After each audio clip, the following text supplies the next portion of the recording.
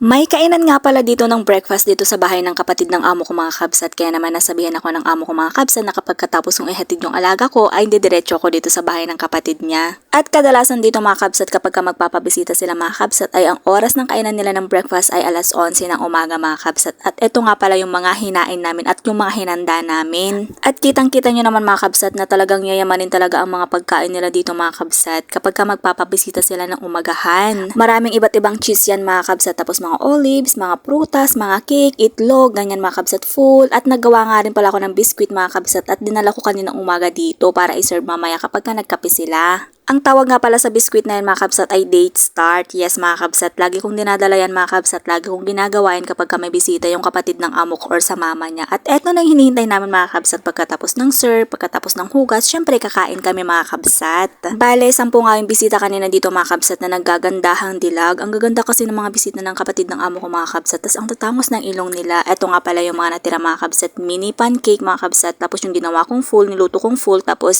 yung shakshuka mga kabsat, shakshuka kasi mga kabsat yung ginisang kamatis lang naman mga kabsat, tapos sibuyas, tapos naglagay lang ng itlog. Yun bang ang social ng pangalan mga kabsat, shakshuka, o diba mga kabsat? Pero syarsyado lang pala sa Pilipinas. Akala ko pa naman kung ano na yung shakshuka mga kabsat dati nung hindi ko pa alam. At meron din diyang mga natirang mga kubos mga kabsat, korosan, at saka yung tinapay na matigas. Ayoko naman yung matigas kasi nga naman napakatigas, ang sakit sa ngipin at sakit sa panga. Although nag-almusal na kami kanina mga kabsat kasi nga naman sinabihan kami ng kapatid ng amo ko kanina na mag-almusal muna kami bago magtrabaho. Pero kakain at kakain pa rin kami kasi nga naman meron mga natira. Syempre Pinoy tayo, food is life. Charis.